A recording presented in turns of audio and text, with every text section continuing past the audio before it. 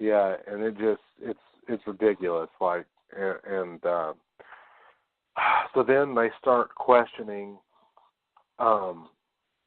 people, those kids, But first, before we jump into that, they go back to the video store, or before that even, you get Gail sitting at the computer with the news on, or on the TV, and she's trying to write something, obviously, what appears to be a book, because it says chapter 1, and then she's like watching this report, and it's Sid on some like talk show, and she's talking about, if I played a victim too long, it was my own fault. It was time for me to reinvent myself, and this, that, and the other, and it's a promotional little, docket for her book, and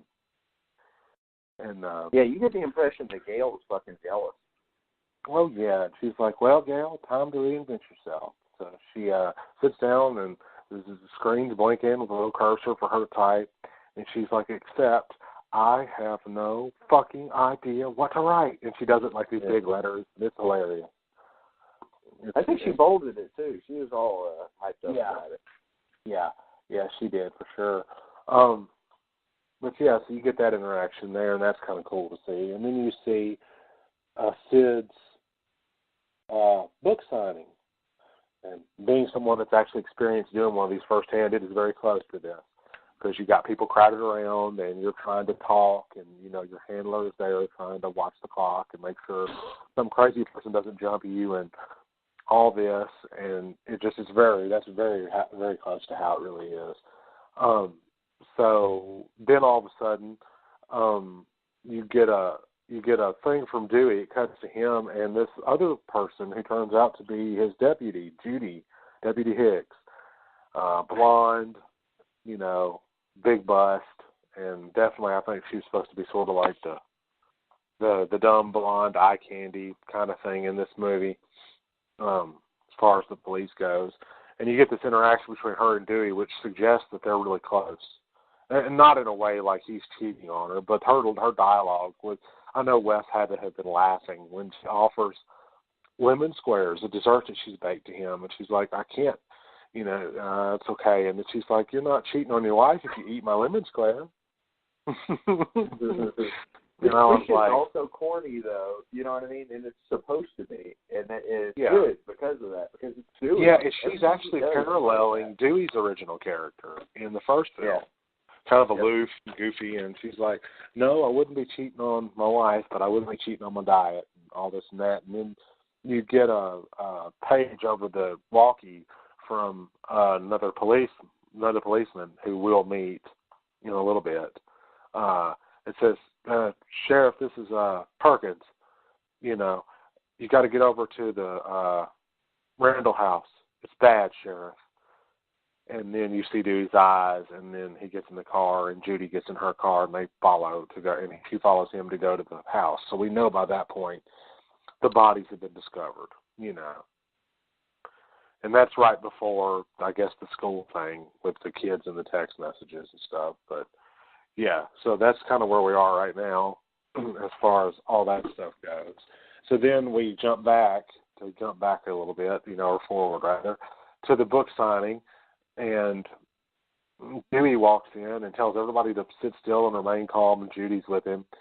And, it's the scene of a potential crime scene, and then he got a number, the triangulation of the cell phone number, and he calls the number, and the phone rings where they can hear it, so it's nearby. So you get that kind of very creepy feeling, like we did in the other films when the phone rings and stuff.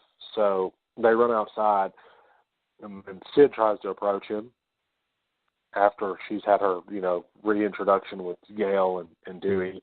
She's like, not now, Sid. This is a crime scene. This is police business. She's like, it's my rental. And then he looks at her. And I think for a split second, you're supposed to go, oh, shit, they're framing Sydney.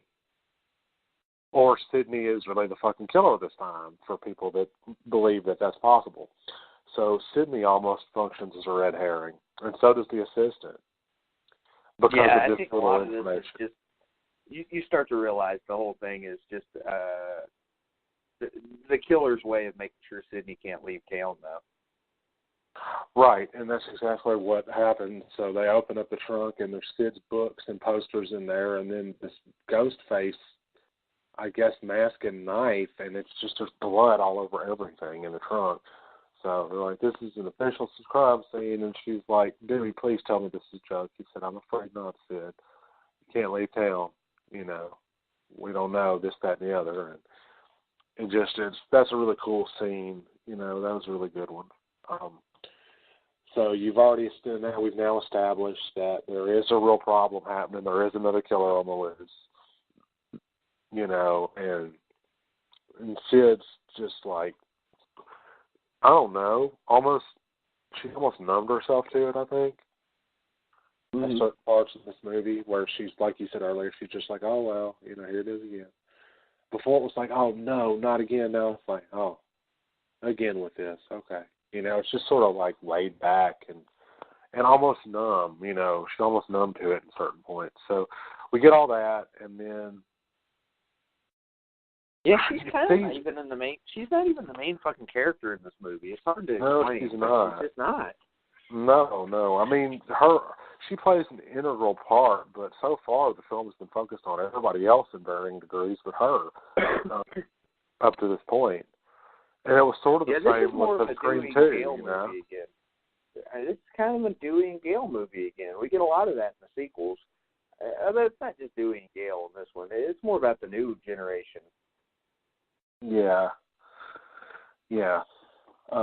So you get and then the next little bunch of exchanges you get are, you get the feeling, and obviously there's on screen, you know, like visual proof to confirm this. There's this weird like animosity between Gale and Dewey because they're strained, I guess, at the time. She's not a reporter anymore. She's trying to make a comeback and write something good again, and she's jealous of Sid and her success. And then there's this weird kind of conflict between Gale and Judy. You know, you see that because she's like, there's an exchange at the police station where the girls are all being questioned. The ones that rode in the car in the beginning, Jill and Olivia and then Kirby. And then, you know, Sid is there because they all got calls from the same cell phone number, the three girls did, or from the same whatever, and she's in there, and then Gale tries to come in, and I love the response. Like, one of the deputies says, she walks in, and he's like, Mrs. Riley? And she's like, Ross? Or whatever, and then the other officer says, First Lady, and she's like, Perkins, you know, like there's like, she's got a favorite, and Perkins appears to be the favorite. And we meet these two in person. It's Anthony Anderson, and then I fail to remember the other actor's name, but it's funny because Perkins is an homage to Anthony Perkins. Yep, Adam Brody is the other guy. Yeah, Adam Brody, that's what I was thinking of, and his name is the portmanteau of something as well. I just can't recall what it is.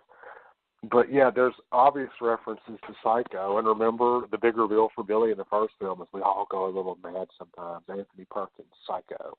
You know, you get that. I think that was put in there on purpose to reference and homage that particular pivotal moment from the first film as well. And let's not forget, Anthony Anderson was in the Scary Movie sequels. So, you know, he played a big role in the spoof. Yeah, I remember he was in Scary Movie 3 for sure. So he played a big role in the spoofs of this movie. I didn't see 3. I didn't see Scary Movie 3. I only saw the first 2. I think I stopped at 3, but yeah. Okay, well, all right. Well, that makes sense then. But he's known for his comedic roles and stuff, and he's a comedian, so to see him in sort of a semi-serious role was interesting. And you get the thing that he and Hoss are friends. They're co-workers, but they're also friends, and you get that. And here at this point, and then later on in the film too. But then you get this interaction between Judy and Gale, and I love it. She's like, I want to go in. She's like, you can't get involved in this. You know, Gale, I know you're this and that and whatever. And then Dewey sees it, and he tries to come out and stop it. But by that point, it's out of fucking control. And this animosity thing I think Gail thinks that Judy's trying to come on to her husband, and that Dewey's not the least bit interested in Judy like that. Not as far as I can tell, anyway. Yeah, I think maybe a little bit, but he's just he's a good dude, so it's not even an issue. You know what I mean? Yeah, true. Yeah. So, and then I love her finish, or her big thing in the office with Sid, which I think actually doesn't have the girls in this at this point, but it's just Sid, and she walks in and she's like, I helped you with this, remember? I helped solve these things 3 times before, you and me together. So you get that she's wanting to, be part of the team, and Dewey says no. And you're like, why? And then you realize why. Because, he's married to her. They've been married since they got, there was a proposal at the end of Scream 3, and they've been married all this time. And Dewey's almost lost her several times before, and now that he's got her back and for good, and she's staying with him, and she has stayed with him, he doesn't want her to get hurt, so he refuses to let her be involved. But I think it totally misses him. It doesn't occur to him to think that maybe she's a victim anyway because of her connection to Sydney. Maybe she's a potential victim anyway, just like he might end up being a potential victim because of the connection to Sid. And it just escapes him. He's just focused on trying to protect her and make sure she doesn't get hurt. So he says no, and it pisses Gail off, and Gail goes rogue. She's like, hell with them. Fuck you, I'll just go do whatever, and let me know when you're back on Team Gail again. And she goes out the door, and she's like, what is it she says? I know that you